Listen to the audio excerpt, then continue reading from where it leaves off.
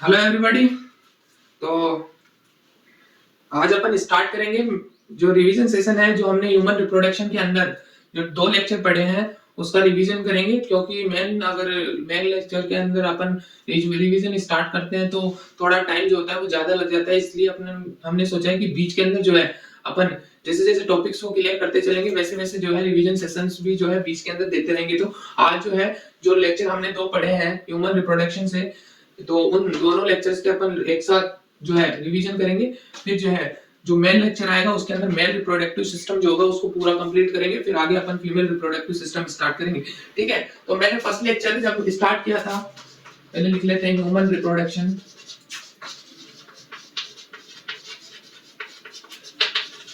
Class 12 lecture number first का revision करते हैं, सेकंड का भी साथ ही करेंगे। ठीक है, जब मैंने फर्स्ट स्टार्ट किया था ह्यूमन रिप्रोडक्शन, तब जब मैंने बताया था कि हम इसके अंदर जो ह्यूमन रिप्रोडक्शन चैप्टर है उसके अंदर कौन कौन से टॉपिक्स क्लियर करेंगे। एक बार फिर से मैं जो है उन सभी टॉपिक्स को लेता हूं कि कौन कौन से टॉपिक जो है हम ह्यूमन रिप्रोडक्शन के अंदर पढ़ेंगे। ठीक है, फर्स्ट लेक्चर के अंदर मैंने बताया था, उनको दोबारा रिवाइज करते हैं ताकि जो कॉन्सेप्ट हो अपने वो और भी अच्छे तरीके से बिल्डअप हो। तो फर्स्ट मैंने जो टॉपिक बताया था आपको, कौन सा बताया था, रिप्रोडक्टिव ऑर्गन्स के बारे में, ह्यूमन रिप्रोडक्टिव ऑर्गन्स के बारे में बताया था। रिप्रोडक्टिव ऑर्गन, जो ह्यूमन रिप्रोडक्टिव ऑर्गन्स होते हैं वो 2 टाइप्स के होते हैं, male reproductive organ and female reproductive organ. Female reproductive organ यहां से हमने स्टार्ट किया था और मैंने आपको बताया था कि मेल रिप्रोडक्टिव ऑर्गन में अपन मेनली जो है वो टेस्टिस को कवर करेंगे। ठीक है, ये सिंगल जो टेस्टिस होता है उसके लिए यूज होता है टेस्टिस। अगर टेस्टिस पेयर के अंदर है तो अपन लिखेंगे उसको टेस्टिस, TES, या टेस्टिकल, जो कि प्रेजेंट होती है मेल रिप्रोडक्टिव सिस्टम के अंदर। जो है टेस्टिस जो होते हैं पेयर्स के अंदर होते हैं, यानी कि 1 पेयर टेस्टिस पाए जाते हैं मेल रिप्रोडक्टिव जो ऑर्गन होता है उसके अंदर। ठीक है, और फीमेल के अंदर मैंने बताया था कि अपन मेनली ओवरी की बात करेंगे। ओवरी, सिंगल ओवरी की बात करें तो ओवरी लिखेंगे, और जो है पेयर के अंदर ओवरी प्रेजेंट है तो उसको लिखते हैं अपन ओवेरीज। 1 पेयर, यानी फीमेल रिप्रोडक्टिव ऑर्गन जो होता है उसके अंदर भी 1 पेयर ओवरीज पाई जाती है, और टेस्टिस भी क्या होती है मेल रिप्रोडक्टिव ऑर्गन के अंदर 1 पेयर के अंदर पाई जाती है। कहीं आप सिंगल लिख दिया तो आप ऐसे समझ लेना कि सिंगल टेस्टिस ही पाया जाता है मेल रिप्रोडक्टिव ऑर्गन के अंदर, वैसे तो नहीं समझोगे, सबको पता होता है। ठीक है, और फिर हमने बताया था कि टेस्टिस और ओवरी के अंदर एक प्रोसेस चलती है जिसको अपन बोलते हैं गैमेटोजेनेसिस। क्या बोलते हैं? गैमेटोजेनेसिस। ठीक है, ऊपर लिख देते हैं जो टेस्टिस और ओवरी होता है, यहाँ पे लिखते हैं अपन टेस्टिकल लिख लेते हैं, पेयर के अंदर ही होते हैं इसलिए टेस्टिकल ज्यादा बेटर रहेगा। यहाँ पे ओवरीज लिख लेते हैं, ओवरीज। इनके अंदर क्या चलता है? गैमेटोजेनेसिस की प्रोसेस चलती है, जेनेसिस चलता है। ठीक है, और जेनेसिस का मतलब मैंने आपको समझाया ही था। जेनेसिस का मतलब होता है किसी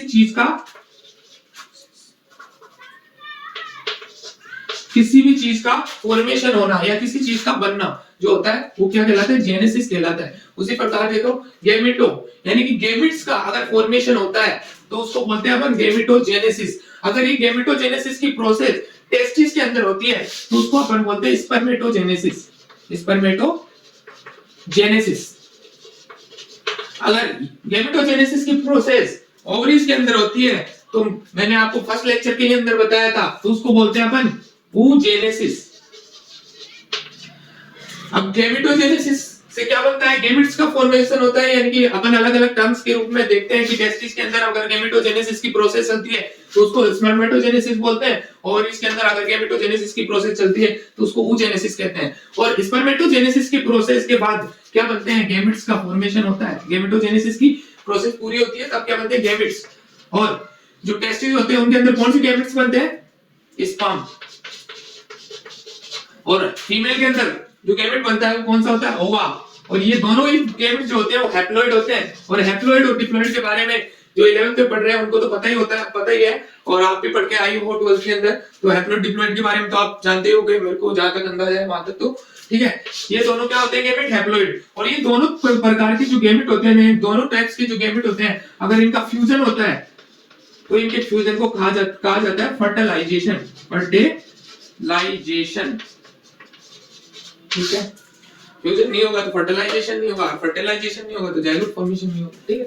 फर्टिलाइजेशन होगा जिसकी मैकेनिज्म जो है वो अपन पढ़ेंगे आने वाले लेक्चर्स के अंदर, ठीक है।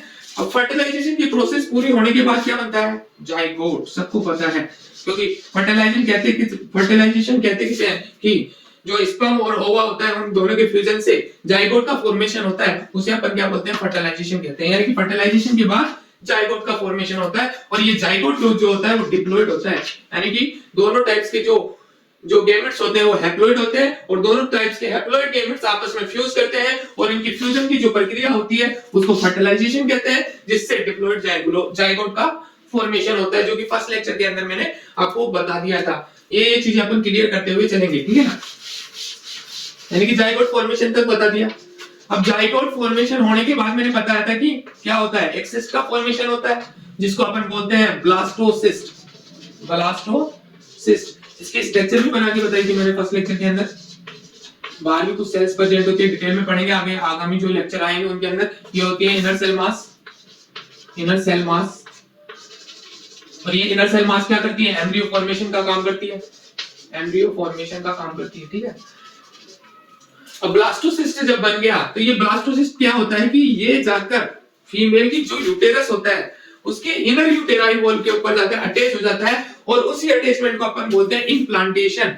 यानी कि ब्लास्टोसिस्ट बना, और जो फीमेल की इनर यूटेराइन वॉल होती है, ये मान लीजिए जैसे 3 लेयर होती है इसके ऊपर, यूटेरस के ऊपर, ये इस प्रकार से यहाँ पे होता है एम्ब्रियो डेवलपमेंट होता है यहाँ पे। और एम्ब्रियो डेवलपमेंट को क्या बोलते हैं वो तो मैंने बता ही दिया था फर्स्ट लेक्चर के अंदर कि एम्ब्रियोजेनेसिस बोलते हैं, एम्ब्रियो डेवलपमेंट, ठीक है। 3 लेयर होती है यूटेरस के ऊपर, वैसे इस प्रकार से ऐसे होती है 3 लेयर। जो इनर लेयर होती है ना सबसे अंदर वाली यूटेरस की, वहां पर जाके अटैच होता है ये ब्लास्टोसिस्ट, और इस अटैचमेंट को अपन बोलते हैं इम्प्लांटेशन।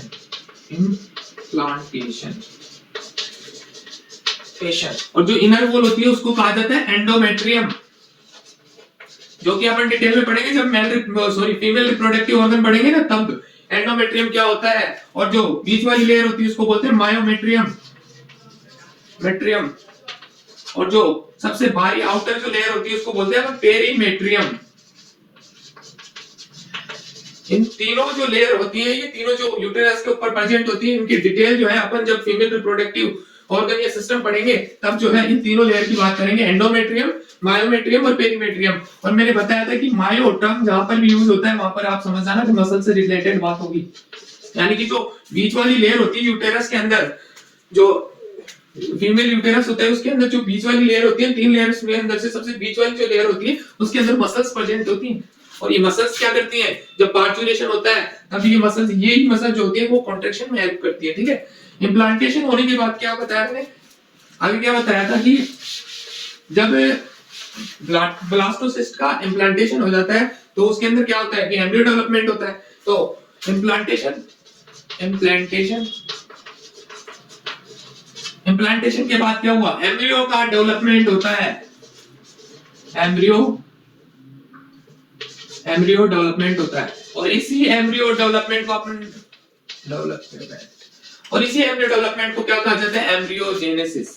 क्या बोला जाता है, एम्ब्रियोजेनेसिस, ठीक है। और ये एम्ब्रियोजेनेसिस की जो प्रोसेस होती है वो 9 मंथ्स की होती है, और ये 9 मंथ्स की होती है। और इस 9 मंथ्स के पीरियड को अपन बोलते हैं गेस्टेशन पीरियड। और मैंने बताया था कि जो गेस्टेशन पीरियड होता है वो अकॉर्डिंग टू मदर जो है वो चेंज होता रहता है, क्योंकि ये गेस्टेशन जो पीरियड होता है 9 मंथ का, ये कोई फिक्स नहीं होता, अकॉर्डिंग टू मदर चेंज होता रहता है। यानी कि अकॉर्डिंग टू मदर चेंज होता रहता है, ये जो गेस्टेशन पीरियड होता है वो, ठीक है। फिर गेस्टेशन पीरियड पूरा होने के बाद क्या होता है कि बेबी का बर्थ होता है, यानी कि न्यू बॉर्न बेबी, यानी न्यूली बेबी का जो बर्थ होता है उसको अपन बोलते हैं पार्चुरेशन। यानी कि जो बेबी होता है उसका डेवलपमेंट, जैसे एम्ब्रियो का डेवलपमेंट हो गया, जैसे यूट्रस के अंदर 9 मंथ्स का पूरे हो गए, गेस्टेशन पीरियड पूरा हो गया। गेस्टेशन पीरियड पूरा होने के बाद क्या होता है कि बेबी का बर्थ होता है, यानी कि बेबी जो होता है फीमेल के सर्विक्स से बाहर आता है, और इसी प्रोसेस को अपन बोलते हैं पार्चुरेशन। ठीक है, पार्चुरेशन के बाद हमने पढ़ा था लैक्टेशनल पीरियड के बारे में। ये तो टॉपिक्स ही बताए थे फर्स्ट लेक्चर के अंदर, इनको और भी डिटेल के अंदर पढ़ेंगे, जो नेक्स्ट जो लेक्चर्स आएंगे उनके अंदर लैक्टेशनल पीरियड। और लैक्टेशनल पीरियड किसके लिए होता है? जब बेबी बाहर आता है सर्विक्स से तो क्या होता है, उसको न्यूट्रिशन की आवश्यकता होती है, और वो न्यूट्रिशन कहां से मिलता है? लैक्टेशनल पीरियड स्टार्ट हो जाता है फीमेल के अंदर, और लैक्टेशनल पीरियड स्टार्ट होने के बाद क्या होता है कि लैक्टेज जो फीमेल के अंदर क्या होता है कि लैक्टेल हार्मोन का या लैक्टेशनल हार्मोन का सीक्रेशन होता है, या लैक्टेल हार्मोन का सीक्रेशन होता है, जिसके कारण जो फीमेल के मेमरी ग्लैंड होती है वहां पर मिल्क फॉर्मेशन होता है, और जो मिल्क इजेक्शन और मिल्क का फॉर्मेशन होता है लैक्टेल हार्मोन के कारण, और जो मिल्क इजेक्शन होता है एक हार्मोन और सीक्रेट होता है वहां पर, जिसकी बात अपन करेंगे नेक्स्ट लेक्चर्स के अंदर, जब आएगा ये टॉपिक अपन पढ़ेंगे लैक्टेशनल पीरियड का, तब बताएंगे। वो पहले यहाँ पे बता देता हूँ, ऑक्सीटोसिन ये कॉन्ट्रैक्शन के लिए हेल्पफुल होता है। ऑक्सीटोसिन ये मिल्क इंजेक्शन के अंदर मदद करता है। और लैक्टेशनल हार्मोन क्या होता है कि जो मेमरी ग्लैंड होती है फीमेल की, उसके अंदर क्या करता है, मिल्क फॉर्मेशन का काम करता है, यानी मिल्क प्रोड्यूस करता है, जिससे बेबी को न्यूट्रिशन प्रोवाइड होता है। ठीक है, ये था फर्स्ट लेक्चर का रिवीजन। आई होप आपको सब कुछ समझ में आया होगा। इस सेकंड लेक्चर में हमने स्टार्ट किया था टाइप्स ऑफ सेक्स ऑर्गन। दो टाइप के बताए थे मैंने types of sex organ, primary sex organ and secondary sex organ.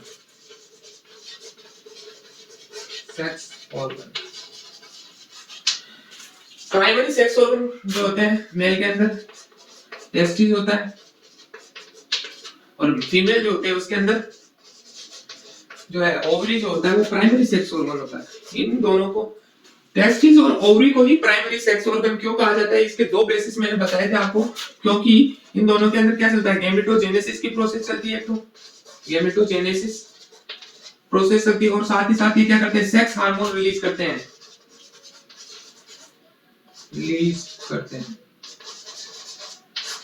इसलिए इनको क्या कहा जाता है, प्राइमरी सेक्स ऑर्गन कहा जाता है। और इनके अलावा जो भी पार्ट्स आएंगे, चाहे फीमेल रिप्रोडक्टिव ऑर्गन हो चाहे मेल रिप्रोडक्टिव ऑर्गन हो, वो सब किसके अंदर आएंगे, सेकेंडरी सेक्स ऑर्गन के अंदर आएंगे।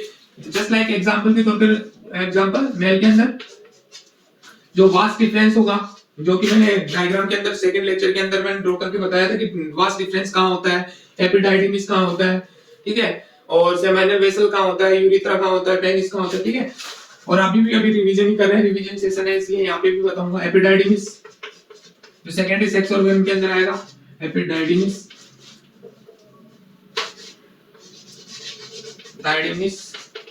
वास्ट डिफरेंस और यूरिथ्रा, याद रख लो एक्स्ट्रा जो भी पार्ट आएंगे टेस्टिस के अलावा मेल रिप्रोडक्टिव ऑर्गन के अंदर, वो सभी सेकेंडरी सेक्स ऑर्गन के अंदर रखे जाएंगे।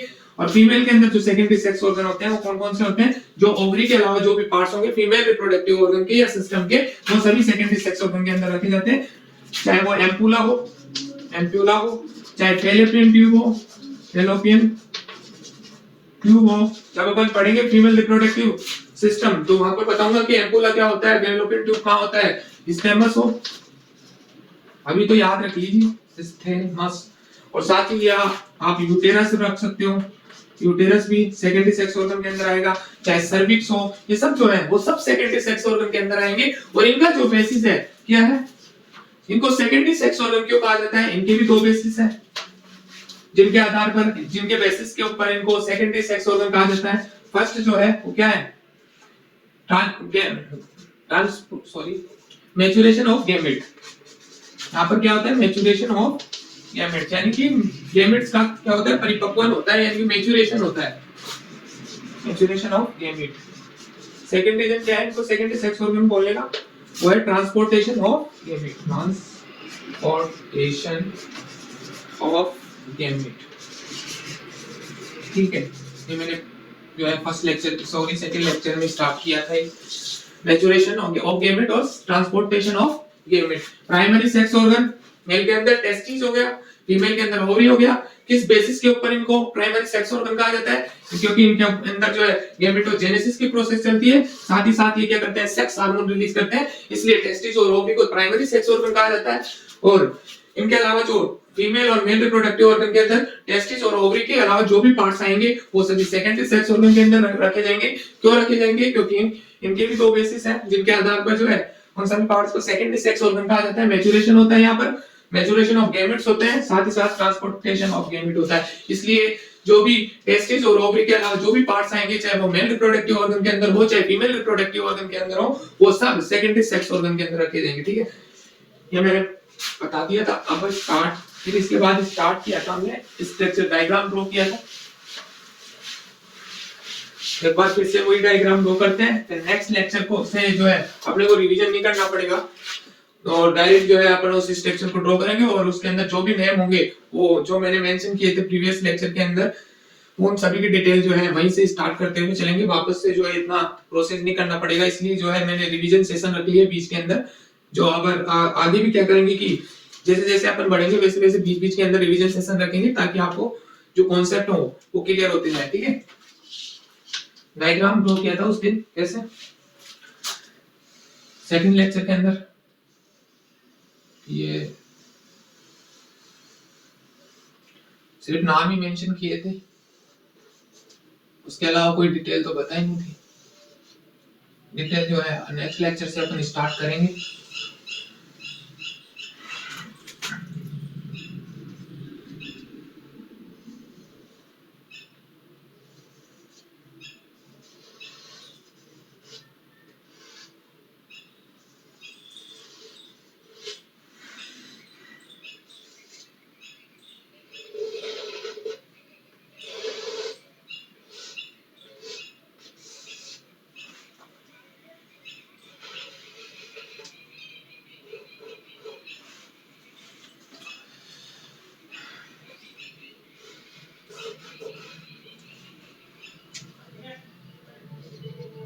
इससे क्या होगा कि आपके जो भी एनसीईआरटी के डायग्राम होंगे वो सभी क्लियर हो जाएंगे।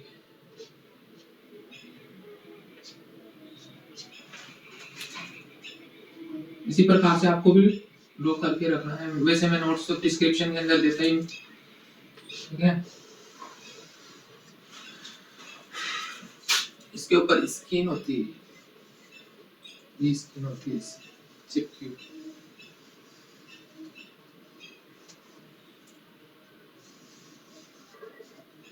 ये स्किन हो गई।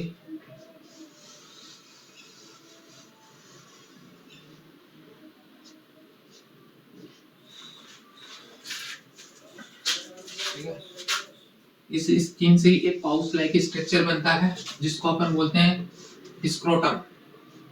हाँ, एक चीज मैं रिवाइज कराना भूल गया, ये मेल रिप्रोडक्टिव सिस्टम स्टार्ट किया था तब मैंने कुछ टॉपिक्स बताए थे आपको। जो मेल रिप्रोडक्टिव सिस्टम होता है, यानी कि जो पहले मैं वही क्लियर कर देता हूँ आपको। मेल रिप्रोडक्टिव सिस्टम या ऑर्गन जो होता है, रिप्रोडक्टिव सिस्टम जो होता है, मैंने पहले बता दिया था कि जो मेल रिप्रोडक्टिव सिस्टम हो या फीमेल रिप्रोडक्टिव सिस्टम हो, वो सभी क्या होते हैं, पेल्विक रीजन के अंदर प्रेजेंट होते हैं। जो अपनी पेल्विक गर्डल होती है उनके बीच के अंदर जो है जो अपने गोनेट्स होते हैं, male reproductive organ and female reproductive organ, वो सभी जो है पेल्विक रीजन के अंदर प्रेजेंट होते हैं। पेल्विक रीजन जो कि पेल्विक गर्डल के बीच में होता है, ठीक है, जो बताया था। इसके अलावा जो मैंने बताया था कि मेल रिप्रोडक्टिव ऑर्गन के अंदर अपन इंक्लूड करेंगे क्या क्या पढ़ेंगे। मेनली तो मैंने बता ही दिया था कि फर्स्ट लेक्चर के अंदर ही बता दिया था कि मेनली तो अपन टेस्टिस की बात करेंगे। उसके अलावा जो है मेल रिप्रोडक्टिव सिस्टम जब हमने स्टार्ट किया डायग्राम ड्रॉ करने से पहले, सेकंड लेक्चर में आप देख लेना, तो वहां पे मैंने बताया था कि जो मेल रिप्रोडक्टिव सिस्टम होता है वो पेल्विक रीजन के अंदर जो है प्रेजेंट होता है। इसके अलावा मैंने एसटीडी और एसटीआई की भी बात की थी, यानी कि सेक्सुअली ट्रांसमिटेड डिजीज और सेक्सुअली ट्रांसमिटेड इन्फेक्शन की बात की थी। इसको एक और टर्म दिया जाता है पीआईडी, यानी कि पेल्विक इन्फ्लामेटरी डिजीज। क्यों कहा जाता है? क्योंकि अगर गोनेट्स के अंदर इन्फ्लामेशन होते हैं, और गोनेट्स आपको पता है कहां पे प्रेजेंट होते हैं, पेल्विक रीजन के अंदर प्रेजेंट होते हैं, तो पेल्विक रीजन के अंदर भी इंफेक्शन हो गया, तो पेल्विक रीजन के अंदर इंफेक्शन होने के कारण एसटीडी और एसटीआई को एक और टर्म जो है एक और नाम दे दिया जाता है, एक और टर्म दे दी जाती है, उसका नाम होता है पेल्विक इन्फ्लामेटरी डिजीज, ठीक है। और इसके अंदर हमने इंक्लूड किया था टेस्टिस, एसेसरी डक्ट, और एसेसरी डक्ट के अंदर मैंने बताया था आपको कौन सी होती है एसेसरी डक्ट, रेटेटेस्टिस, टेस्टिस, वास इफ्रेंशिया आती है। इनको मत बोल देना आप सेकेंडरी सेक्स ऑर्गन। ये सेकेंडरी सेक्स ऑर्गन क्यों नहीं है? क्योंकि अपन टेस्टिस की अल्ट्रा स्ट्रक्चर पढ़ेंगे ना, यानी कि जो इंटरनल स्ट्रक्चर पढ़ेंगे, क्योंकि ये जो एसेसरी डक्ट है ना, रेटेटेस्टिस और वास इफ्रेंशिया, वो क्या है, टेस्टिस के अंदर होती है। इसलिए जो है इनको सेकेंडरी सेक्स ऑर्गन नहीं कहा जा सकता, क्योंकि ये टेस्टिस की पार्ट होती है दोनों। ठीक है, वास इफ्रेंशिया, इसके अलावा वास डिफरेंशिया, सॉरी इससे पहले एपिडाइडिमिस आता है, अभी देख लेना आपको, एपिडाइडिमिस। फिर आता है वास इफ्रेंशिया एसेसरी डक्ट के अंदर, जो कि एनसीईआरटी ने मेंशन भी कर रखा है, एनसीईआरटी की लाइन के अंदर है कि जो एसेसरी डक्ट्स के बारे में वहां दे रखा है कि शायद जो नलिकाएं हैं, मेल सेक्स एसेसरी डक्ट्स हैं, वो कौन सी है, वास इफ्रेंशिया, सॉरी रेटेटेस्टिस, वास इफ्रेंशिया, एपिडाइडिमिस और वास डिफरेंशिया। जो कि मैंने पिछले लेक्चर में बताया था कि ये very important line, very important, NCERT ने डायरेक्टली दे रखी है, इसलिए इसको तो याद करके जाना ही है। और तीसरा टॉपिक मैंने बताया था कि अपन पढ़ेंगे मेल सेक्स एसेसरी ग्लैंड्स के बारे में, और 3 ग्लैंड्स बताई थी मैंने, first seminal vessel, second prostate gland, और थर्ड बल्बो यूरिथ्रल ग्लैंड, जिसको कॉपर्स ग्लैंड भी कहा जाता है। ये तीनों ग्लैंड बताई थी, और इंक्लूड में कि अपन कौन कौन से टॉपिक जो है मेल रिप्रोडक्टिव सिस्टम के अंदर जो है कवर करेंगे। पहले मैंने बताया कि टेस्टिस कवर करेंगे, इसके अलावा एसेसरी डक्ट कौन कौन सी, रेटेटेस्टिस, वास इफ्रेंशिया, एपिडाइडिमिस और वास डिफरेंशिया। और एनसीईआरटी की लाइन है डायरेक्टली, तो वहां से आप देख लेना चाहिए, एसेसरी डक्ट्स के बारे में दे रखा है, ये चारों डक्ट्स जो है वहां पर मेंशन कर रखी है, तो आपको इनको तो याद रखना ही है। और एसेसरी ग्लैंड जो है 3 बताई, seminal vessel, prostate gland, bulbo urethral gland, या बल्बो यूरिथ्रल ग्लैंड को एक और नाम दे दिया जाता है कॉपर्स ग्लैंड। ठीक है, और जो प्रोस्टेट ग्लैंड होती है वो सिंगल होती है, प्रोस्टेट ग्लैंड जो होती है वो सिंगल होती है, और बाकी जो 2 ग्लैंड बताई मैंने, सेमाइनल वेसल और जो बल्बो यूरिथ्रल ग्लैंड है, वो पेयर के अंदर पाई जाती है। ठीक है, और फिर हमने बात की थी, चौथा जो इंक्लूड किया था टॉपिक मेल रिप्रोडक्टिव ऑर्गन के अंदर, वो था एक्सटर्नल जेनिटलिया। एक्सटर्नल जेनिटलिया के अंदर 2 पार्ट्स बताए थे, कि जो कि मेल रिप्रोडक्टिव सिस्टम के एक्सटर्नल पार्ट है, पेनिस और स्क्रोटम। इसको अभी ड्रॉ करते हैं अपन। ठीक है,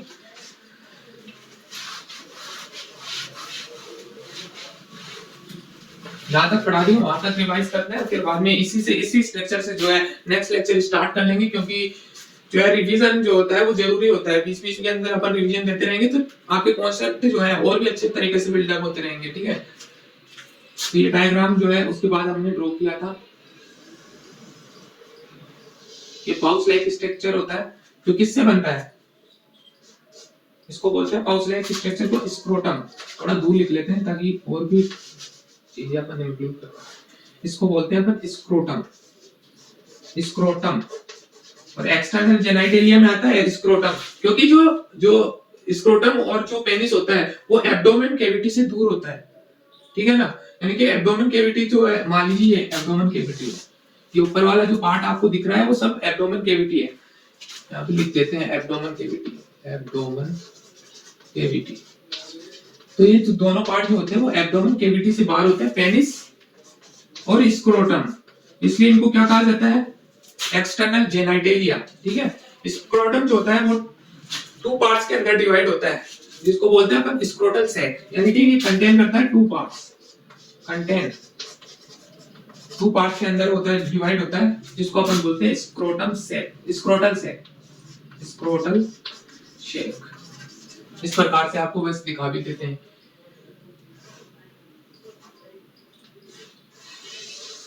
इसके अंदर 2 पार्ट्स के अंदर ये जो है ऐसे डिवाइड होते हैं, इसके अंदर टेस्टिस प्रेजेंट होते हैं। ठीक है, यहाँ से वास डिफरेंशिया वगैरह जो है वो निकलती है। इन दोनों पार्ट्स को अपन बोलते हैं स्क्रोटल सैक। ये पूरा जो होता है वो स्क्रोटम हो गया, और इसके अंदर जो 2 सैक पाए जाते हैं जिनको बोलते हैं अपन scrotum sac, scrotal sac, scrotal sac. ठीक है, इसको अलग से, क्योंकि हमने ये जो स्ट्रक्चर बढ़ा रहे हैं वो ट्रांसफर सेक्शन की बढ़ा रहे हैं, तो इसके अंदर जो है सिर्फ एक ही टेस्टिस जो है अपन देख पाएंगे। उसके अलावा जो है स्क्रोटम जो होता है वो इस प्रकार से होता है। ठीक है, यहाँ पर अपन एक ही टेस्टिस को अपन रिप्रेजेंट करेंगे, क्योंकि ये ट्रांसफर सेक्शन है, मेल रिप्रोडक्टिव जो सिस्टम है उसका टी सेक्शन लिया है, इसलिए जो है अपने को एक ही टेस्टिस नजर आएगा अपन देखने पे। और इसको अगर स्क्रोटल सैक के रूप में देखना है आपको, इसके अंदर दो स्क्रोटल सैक होते हैं और दो टेस्टिस प्रेजेंट होते हैं, लेकिन हमने साइड व्यू लिया है इसलिए एक ही जो स्क्रोटम के अंदर एक ही टेस्टिस जो है हमने प्रदर्शित किया था, उस लेक्चर के अंदर भी मैंने बता ही दिया था आपको। तो और ये टेस्टिस जो होता है वो स्क्रोटम से लिगामेंट के थ्रू जुड़ा होता है, जिसको अपन बोलते हैं गुबर्नेकुलम लिगामेंट।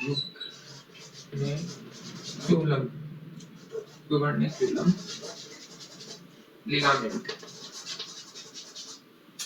पहले अपन लिख ही लेते हैं, थोड़ा कम पड़ेगा ना।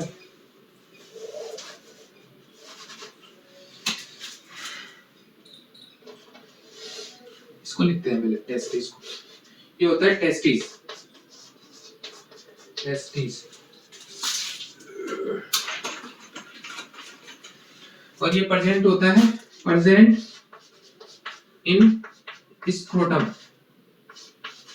यानी कि स्क्रोटम के अंदर प्रेजेंट होता है। और स्क्रोटम होता है वो दो पार्ट्स के अंदर डिवाइड होता है, जिसको अपन बोलते हैं स्क्रोटल सैक, ठीक है। और ये होता है, और टेस्टिस जो होते हैं वन पेयर होते हैं, आप सबको पता है वन पेयर टेस्टिस होते हैं मेल रिप्रोडक्टिव ऑर्गन के अंदर, ये वन पेयर होते हैं और इसको प्राइमरी सेक्स ऑर्गन बोलते हैं, ये मैंने बता ही दिया। और इसके अलावा जो टेस्टिस होता है वो स्क्रोटम से जुड़ा हुआ होता है, किसके द्वारा? लिगामेंट के द्वारा, जिसको बोलते हैं अपन ग्यूबर्निकुलम लिगामेंट, ग्यूबर्निकुलम लिगामेंट, ठीक है। और इस टेस्टिस के ऊपर प्रेजेंट होती है एपिडाइडिमिस, इस प्रकार से जो है एपिडाइडिमिस होती है, इसके ऊपर प्रेजेंट होती है। ये एपिडाइडिमिस होती है, ये एपिडाइडिमिस, ठीक है। और जो टेस्टिस होता है और स्क्रोटम होता है उसके ऊपर प्रेजेंट होती है मसल्स। दो प्रकार की मसल्स होती हैं, एक तो पाई जाती है टेस्टिस के ऊपर स्क्रोट, और एक मसल जो होती है वो कहाँ पाई जाती है? स्क्रोटम के ऊपर। ये मसल्स मान लीजिए, ठीक है। ये पूरी यहाँ तक जाती है टेस्टिस। ये जो मसल्स होती है उसको अपन बोलते हैं क्रीमिस्टर मसल, इसको तो हटा ही देते हैं। जो टेस्टिस के ऊपर जो मसल्स पाई जाती हैं उसको बोलते हैं अपन क्रीमिस्टर मसल। ये वैसे एनसीईआरटी में है नहीं, एडिशनल पॉइंट है, एक्स्ट्रा पॉइंट है, वैसे याद रखना चाहो तो रख सकते हो, लेकिन कोई जरूरत नहीं होती इसकी। क्रीमिस्टर मसल। और जो स्क्रोटम पे प्रेजेंट होती है उस मसल को बोलते हैं अपन डर्टोस मसल, डर्टोस मसल। जो क्रीमिस्टर मसल्स होती हैं वो क्या होती है? स्केलेटल होती हैं, और जो डर्टोस मसल्स होती हैं वो क्या होती है? स्मूथ होती हैं। और ये दोनों मसल जो होती हैं वो क्या करती है? थर्मो रेगुलेशन का काम करती है, जो कि अपन नेक्स्ट लेक्चर के अंदर जब इनकी डिटेल पढ़ेंगे तब मैं आपको क्लियर कर दूंगा। अभी तो याद रखिए कि जो क्रीमिस्टर मसल्स है और डर्टोस मसल्स है वो कहां प्रेजेंट होती है। क्रीमिस्टर मसल जो होती है वो टेस्टिस के ऊपर प्रेजेंट होती है, और जो डर्टोस मसल्स होती है वो अपने स्क्रोटम के ऊपर प्रेजेंट होती है, ठीक है। इसके अलावा ये जो पार्ट होता है इसको बोलते हैं अपन एपिडाइडिमिस, एपिडाइडिमिस।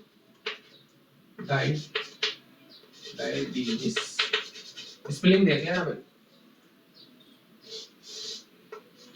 और जो ये डक्ट निकलती है एपिडाइडिमिस से उसको अपन बोलते हैं वास डिफरेंशिया, वास डिफरेंशिया।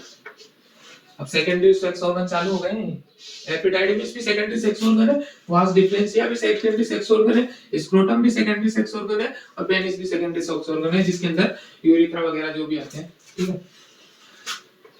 ठीक है, ये हो गया एपिडाइडिमिस, ये हो गया वास डिफरेंशिया। जो ये कैनाल होती है जिससे होकर वास डिफरेंशिया वगैरह जो भी ब्लड वेसल्स है, नर्व्स एंड लिम्स वगैरह जो भी है वो इसी कैनाल से होकर गुजरती है, जिसको अपन बोलते हैं इंग्वाइनल, इंग्वाइनल कैनाल। ये इंग्वाइनल कैनाल क्या काम करती है? ये इंग्वाइनल कैनाल जो होती है वो स्क्रोटम से को एब्डोमेन कैविटी से जोड़ने का काम करती है, ठीक है। इसी के अंदर से जो है vas deferens, nerve, blood vessels और मसल्स, ये डर्टोस सॉरी क्रीमिस्टर मसल जो होती है यहाँ पर भी प्रेजेंट होती है इंग्वाइनल कैनाल के अंदर। ये सब मिलकर क्या करती है? इस इंग्वाइनल कैनाल के अंदर एक कोड लाइक स्ट्रक्चर बना लेती है, जिसको अपन बोलते हैं स्पर्मेटिक कोड, स्पर्मेटिक कोड। यानी कि जो वास डिफरेंस वास डिफरेंस हो गया, जो मसल्स होती है क्रीमिस्टर मसल्स हो गई, इसके अंदर से ब्लड वेसल्स भी पास होंगी क्योंकि सेल्स को जीवित रहने के लिए आपको चाहिए क्या चाहिए, ब्लड वेसल्स की तो आवश्यकता होगी, तो ब्लड वेसल्स भी यहाँ से पास होती हैं, लिम्फ्स भी यहाँ से पास होती हैं। तो ये सारी चीजें जो होती है इसी इंग्वाइनल कैनाल से पास होती हैं और एक कोड के रूप में पास होती है, गुच्छे के रूप में जो है पास होती है, जिसको अपन एक कोड लाइक स्ट्रक्चर बनती है, गुच्छे टाइप की स्ट्रक्चर बनती है, जिसको अपन बोलते हैं स्पर्मेटिक कोड। और इंक्लूड कर लेना कौन कौन सी चीजें जो होती है स्पर्मेटिक कोड्स के अंदर आती है, लिम्फ हो गया, ब्लड वेसल्स हो गई, वास डिफरेंशिया हो गई, मसल्स हो गई, क्रीमिस्टर मसल्स हो गई, ये सभी जो होती है वो स्पर्मेटिक कोड का निर्माण करती हैं, जो कि कहां बनती है, इंग्वाइनल कैनाल के अंदर। ठीक है, अब ये वास डिफरेंस जो होती है वो जाकर खुलती है एम्पुला पार्ट के अंदर। ये एम्पुला पार्ट होता है, यहाँ पर स्पर्म आते हैं, ये एम्पुलरी पार्ट होता है, एम्पुला फूला हुआ पार्ट होता है जिसको अपन बोलते हैं एम्पुला। जहां पर भी एम्पुला है वहां पर आप समझ जाना डाइजेस्टिव सिस्टम में पढ़ा होगा एम्पुला। ठीक है, तो वहां पर भी जो फूला हुआ स्ट्रक्चर होता है आपने पढ़ा होगा डाइजेस्टिव सिस्टम 11th के अंदर, तो वैसे यहाँ पर भी एक फूला हुआ पार्ट होता है जिसको अपन बोलते हैं एम्पुला, बोलते हैं एम्पुला, जहां से निकलती है एम्पुलरी डक्ट। ठीक है, और यहीं पे एक और डक्ट आकर मिलती है एम्पुलरी डक्ट से, यहाँ पर प्रेजेंट होती है सेमाइनल वेसल, जो कि ग्लैंड होती है, मैंने बताया था। यानी कि एम्पुलरी डक्ट और सेमाइनल वेसल की डक्ट मिलकर एक कॉमन डक्ट का निर्माण करती हैं और उस कॉमन डक्ट को अपन नाम देते हैं इजैकुलेटरी डक्ट। Ejaculatory duct. ठीक है,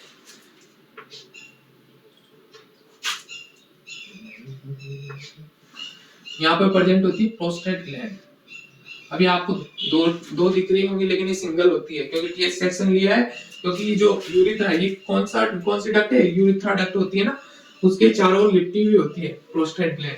ठीक है, ये सिंगल ही होती है, आपको डबल दिखाई दे रही होगी क्योंकि हमने टीएस सेक्शन लिया है, इसकी ये डबल दिखाई दे रही है। तो यहाँ से स्पर्म आया, सेमाइनल वेसल ने अपना फ्लूइड डालते हैं इसी डक्ट के अंदर, एजुकुलेटरी डक्ट के अंदर। ये होती है प्रोस्टेट ग्लैंड, ये यहाँ पर मेंशन करते हैं अपन इसको, चलो बाद में मेंशन करते हैं एक बार। ये कौन सी ग्लैंड हो गई, बल्बोयूरिथ्रल ग्लैंड। सेमाइनल वेसल्स भी दो होती है और बल्बोयूरिथ्रल ग्लैंड भी दो होती है, लेकिन प्रोस्टेट ग्लैंड सिंगल होती है। इसी प्रकार का जो स्ट्रक्चर हो यहाँ से भी ड्रॉ होगा, इसको अपन ऐसे ही छोड़ देते हैं, जो जाकर इसी प्रकार से यहाँ पर मिलेगा। और सेकंड जो टेस्टिस होता है, जो कि सेकंड स्क्रोटल सेक होता है, वहां पर जाकर मिलेगा। ठीक है ना, इसी प्रकार का स्ट्रक्चर। और इसको तो आप जानते हैं यूरिनरी ब्लैडर कहा जाता है और इसको सेमाइनल वेसल ग्लैंड कहा जाता है। इसको यहाँ से यहाँ तक ये टीएस का नाम, ये सेमाइनल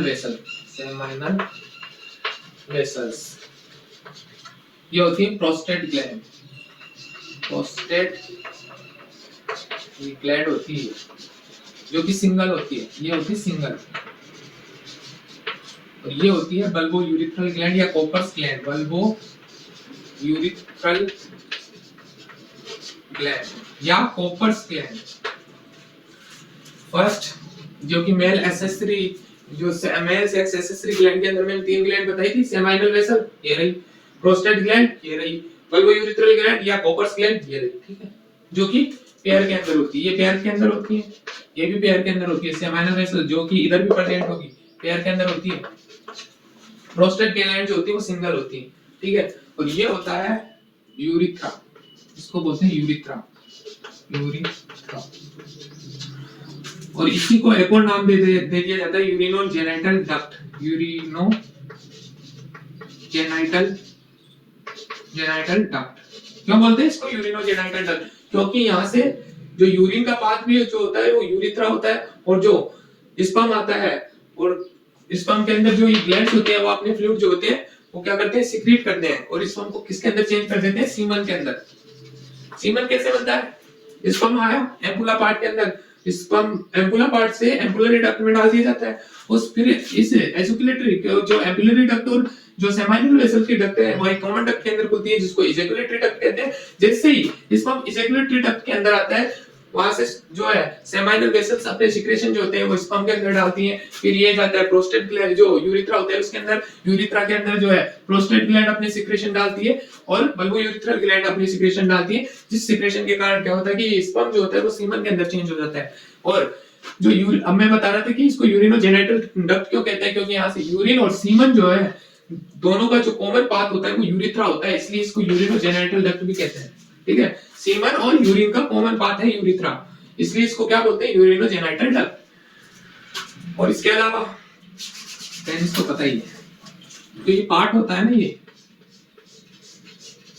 इसके अंदर दो प्रकार के टिश्यू पाए जाते हैं, जो कि जो पेनिस होता है इसको स्पॉन्जी रखते हैं। दो प्रकार के टिश्यू होते हैं इसके अंदर प्रेजेंट।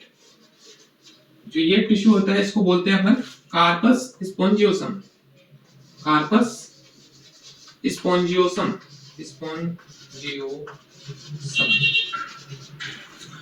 और इसके अलावा जो ये वाला दोनों तरफ जो मैंने दिख नहीं रहा ना, ये दोनों तरफ जो खाली पार्ट दिख रहे हैं, क्योंकि पूरे जो पेनिस है यानी कि जो कार्पस स्पोंजियोसम होता है वो तो पूरे पेनिस के ऊपर आ जाता है, यानी कि जो ग्लांस पेनिस, इसको ये जो फूला हुआ पार्ट होता है ना इसको बोला जाता है ग्लांस पेनिस, ग्लांस पेनिस।